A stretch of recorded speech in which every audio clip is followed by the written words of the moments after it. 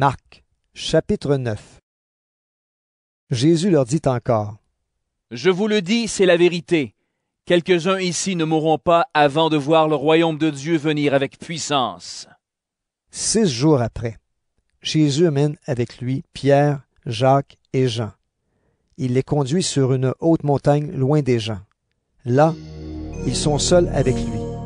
Sous leurs yeux, Jésus change d'aspect. Ses vêtements deviennent extraordinairement brillants. Personne sur la terre ne peut rendre des vêtements aussi blancs. Les 3 disciples voient aussi Élie et Moïse qui parlent avec Jésus. Alors Pierre dit à Jésus: Maître, c'est une bonne chose pour nous d'être ici. Nous allons faire 3 abris, un pour toi, un pour Moïse et un pour Élie. En effet, Pierre ne sait pas quoi dire. Il est effrayé et les autres disciples aussi. Un nuage arrive et les couvre de son ombre. Une voix vient du nuage et dit: Celui-ci est mon fils très aimé. Écoutez-le. Les disciples regardent autour d'eux, mais soudain, ils ne voient plus personne. Jésus est seul avec eux. Pendant qu'ils descendent de la montagne, Jésus leur donne cet ordre: Ne racontez à personne ce que vous avez vu, jusqu'à ce que le Fils de l'homme se relève de la mort. Ils obéissent à cette parole, mais ils se demandent entre eux. Qu'est-ce que cela veut dire, se relever de la mort? Ensuite, ils demandent à Jésus. Les maîtres de la loi disent, Élie doit venir d'abord. Pourquoi donc? Jésus leur dit: Oui, Élie doit venir d'abord pour tout remettre en ordre. Mais dans les livres saints, on lit aussi, le Fils de l'homme doit beaucoup souffrir, et on le méprisera. Pourquoi donc? Pourtant, je vous le dis, Élie est déjà venu, et les gens lui ont fait tout ce qu'ils ont voulu, comme les livres saints l'ont annoncé. Quand ils arrivent auprès des autres disciples, ils voient une grande foule autour d'eux. Des maîtres de la loi sont en train de discuter avec eux. En voyant Jésus, la foule est très étonnée. Tout de suite, les gens courent vers lui pour le saluer. Jésus demande à ses disciples: De quoi est-ce que vous discutez avec eux?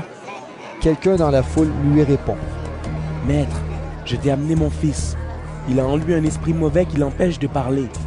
Cet esprit peut le prendre n'importe où. Alors il le jette par terre, l'enfant a de la salive qui sort de sa bouche, il grince des dents et son corps devient raide. J'ai demandé à tes disciples de chasser cet esprit mauvais, mais ils n'ont pas eu la force de le faire. Jésus leur dit: Vous, les gens d'aujourd'hui, vous n'avez pas la foi. Je vais rester avec vous combien de temps encore? Je vais vous supporter combien de temps encore? Amenez-moi l'enfant. On lui amène l'enfant. Quand l'esprit mauvais voit Jésus, aussitôt il secoue l'enfant avec force. Celui-ci tombe, il se roule par terre et de la salive sort de sa bouche. Jésus demande au Père. Cela lui arrive depuis quand? Le Père répond: Depuis qu'il est petit, l'esprit l'a souvent poussé dans le feu et dans l'eau, pour le faire mourir.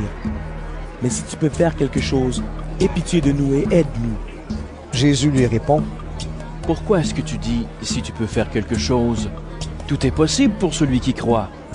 Aussitôt le père de l'enfant se met à crier: Je crois, mais aide-moi, parce que je n'ai pas assez de foi. Jésus voit qu'une foule nombreuse se rassemble. Alors il menace l'esprit mauvais en lui disant: Esprit qui empêche de parler et d'entendre, sors de cet enfant et ne rentre plus jamais en lui. C'est un ordre. L'esprit pousse des cris. Il secoue l'enfant avec force et il sort. L'enfant a l'air d'être mort. Et beaucoup de gens disent: Il est mort! Mais Jésus le prend par la main. Il l'aide à se lever. Et l'enfant se met debout. Ensuite, Jésus rentre à la maison. Quand ses disciples sont seuls avec lui, il lui demande: Et nous n'avons pas pu chasser cet esprit. Pourquoi donc? Jésus leur répond: C'est seulement par la prière qu'on peut faire sortir ce genre d'esprit. Il quitte cet endroit et il traverse la Galilée. Jésus ne veut pas qu'on sache où il est. En effet, il enseigne ceci à ses disciples: Le Fils de l'homme va être livré aux mains des hommes. Ils vont le faire mourir et 3 jours après, il se relèvera de la mort. Mais les disciples ne comprennent pas ce qu'il leur dit, et ils ont peur de lui poser des questions. Ils arrivent à Capernaum. Quand ils sont dans la maison, Jésus demande à ses disciples.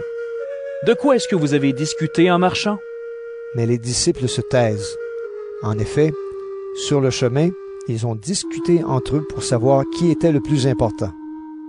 Alors Jésus s'assoit, il appelle les 12 apôtres et leur dit, « Si quelqu'un veut être le premier, il doit être le dernier de tous et le serviteur de tous. » Ensuite, il prend un enfant. Il le met au milieu du groupe, l'embrasse et il dit aux disciples, « Si quelqu'un reçoit un de ces enfants à cause de moi, c'est moi qui le reçois. Et cette personne qui me reçoit, ce n'est pas moi qu'elle reçoit, elle reçoit celui qui m'a envoyé. » Jean dit à Jésus, « Maître, nous avons vu quelqu'un qui chasse les esprits mauvais en ton nom. Nous avons voulu l'empêcher de le faire parce qu'il n'est pas avec nous. » Jésus lui dit, « Ne l'empêchez pas. En effet, si quelqu'un fait un miracle en mon nom, il ne peut pas dire du mal de moi tout de suite après. Celui qui n'est pas contre nous est pour nous. Je vous le dis, c'est la vérité, si une personne vous donne à boire un verre d'eau parce que vous appartenez au Christ, elle recevra sa récompense. Supposons ceci, quelqu'un fait tomber dans le péché l'un de ses petits qui croit en moi. Eh bien, il vaut mieux qu'on attache une grosse pierre au cou de cette personne et qu'on la jette dans la mer. Si ta main te fait tomber dans le péché, coupe-la. En effet, pour toi, il vaut mieux entrer dans la vraie vie avec une seule main. C'est mieux que de garder tes deux mains et d'aller dans le lieu de souffrance, là où la souffrance brûle toujours comme un feu. Si ton pied te fait tomber dans le péché, coupe-le. Pour toi, il vaut mieux entrer dans la vraie vie avec un seul pied. C'est mieux que de garder les deux pieds et d'être jeté dans le lieu de souffrance. Si ton œil te fait tomber dans le péché, arrache-le. Pour toi, il vaut mieux entrer dans le royaume de Dieu avec un seul œil. C'est mieux que de garder les deux yeux et d'être jeté dans le lieu de souffrance. Là, les vers ne meurent pas et la souffrance brûle toujours comme un feu. Tout le monde passera par le feu de la souffrance et recevra du sel pour devenir pur. Le sel est une bonne chose, mais quand le sel perd son goût, comment lui rendre son bon goût?